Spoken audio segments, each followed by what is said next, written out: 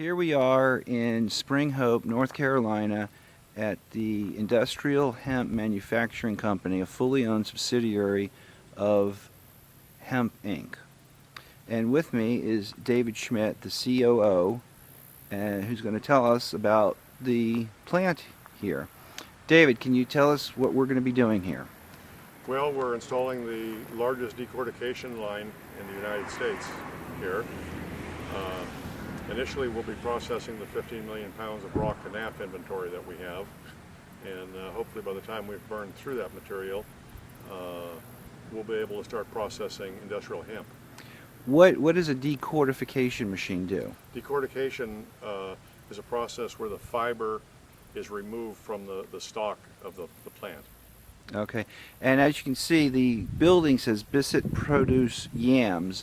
This is a new building that we recently purchased, and we're going to be moving in here and refurbishing the building and putting the plant up inside. Okay, here we are inside the main warehouse where the factory will be reassembled. David, why don't you tell us what we're looking at inside here and how it's going to look in a couple months? Well, once we get the Tamafa decortication line installed, it'll run just about the length of the building.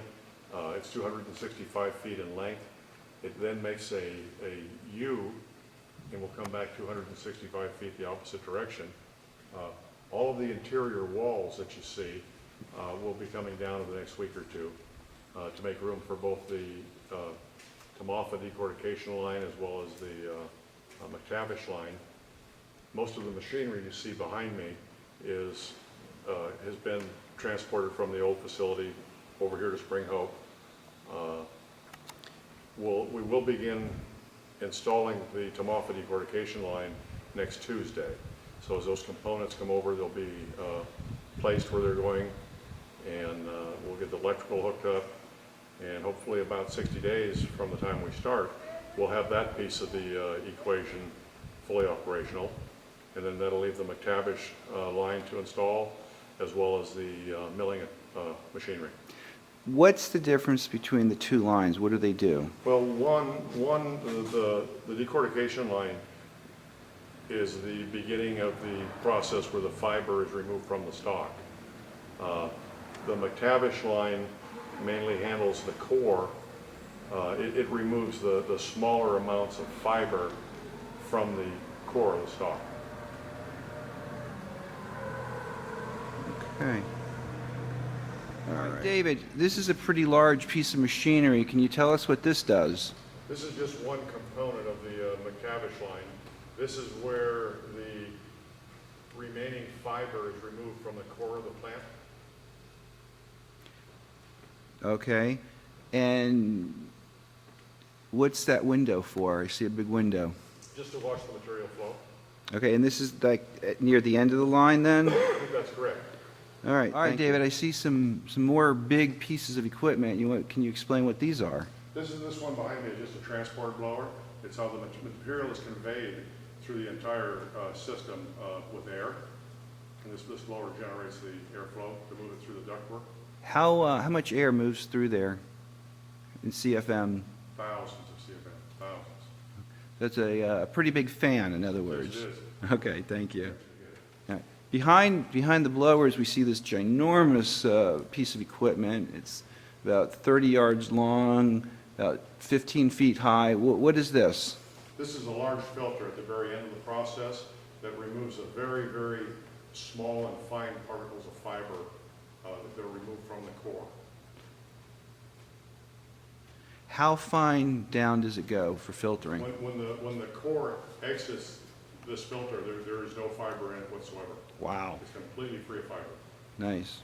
All right, thank you. David, we're going to be doing a lot of work inside the warehouse. I understand you're taking down all of the interior walls. So tell us what you're going to be doing. Well, all of the interior walls will be removed in the next week or two. So this wall right here is going to be knocked down. That's correct. Okay. And this area, we've got about 10,000 square foot, maybe 12,000 square foot back here. That'll be used for finished goods inventory. When we complete the process of decortication, the the finished goods will wind up back here after packaging. This wall will come out as well. All of the interior walls will be gone. So what we'll be left with is approximately 60,000 square feet under this roof here.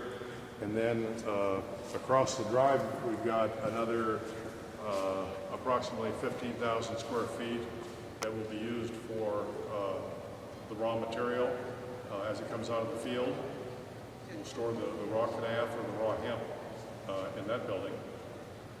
Okay, so to summarize, this wall here is going to stay up and it's Correct. going to be used for finished goods. Correct. And there's a truck loading dock right Loading there. docks, correct. Okay, for taking the stuff right out. This is some more of the McTavish line that's going to get assembled back in the other room. That's the outside wall that's going to be staying there. This wall here is an inside wall. We're going to knock that down. So then the warehouse goes about how many more feet that way in that direction? Oh, another 100 feet. 100 feet in there. And what's that section going to be used for? The Tomofa decortication, the McTavish line will take up most of that space. Wow. Okay. And then this wall right here will be getting knocked down. I guess 250 feet is pretty long. Correct. All righty. Thank you. If you start with a 1,000-pound bale of raw canal, and you end up with the finished product with the core and the fiber, where's your loss? How much loss you have in We there? got about 5% dirt that is picked up from the harvesting of the crop in the field. So the first 5% is dirt, which is then it's returned back to the field. Of the remaining 95% of that bale, 950 pounds. correct, approximately 70% of that is going to be the core, and 30% is going to be fiber. Once it's put through the decortication line, that's the breakdown. 70% fiber, 70% core, 30% fiber. Okay, and that 70% core, is there any loss in that? No. Again, no? None. There's no loss? There's no loss. And what about the fiber, None. 30%? No No. loss. No So loss. all you're losing from start to finish is 5% dirt. That's correct. That's it? That's it. Wow, okay, thank you. And explain to us one more time what the core is used for and what the fiber is used for. Fiber is used for numerous applications as well as the core. The main markets that we're going to be serving with the fiber are going to be the automotive industry, the paper and pulp industry. The core is going to be used to manufacture products for the oil drilling industry as well as oil cleanup industry. And why? Why? Well, the core of the canaf plant and the core of the hemp plant are some of the most absorbent natural materials on Earth.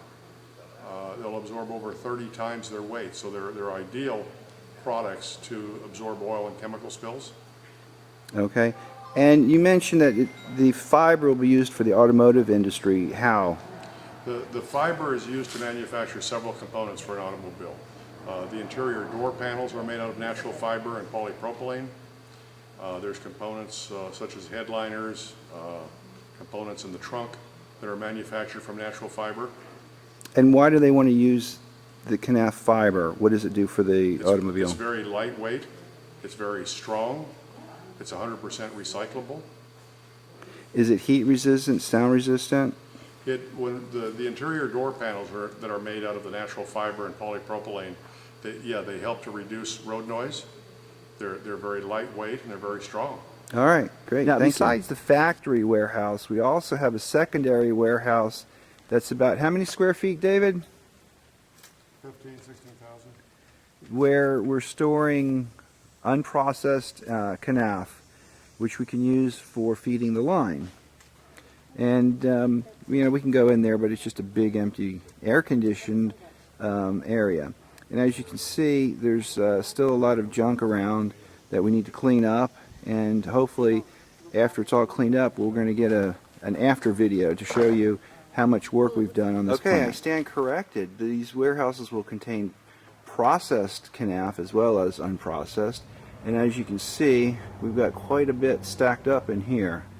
Now, this is all processed canaf ready to be sold. And this is just the fiber, it's not the core. David, why don't you stand there so we can see comparison how tall this is. So as you can see, that's about 20 feet high. Yeah. Quite a bit of canaf.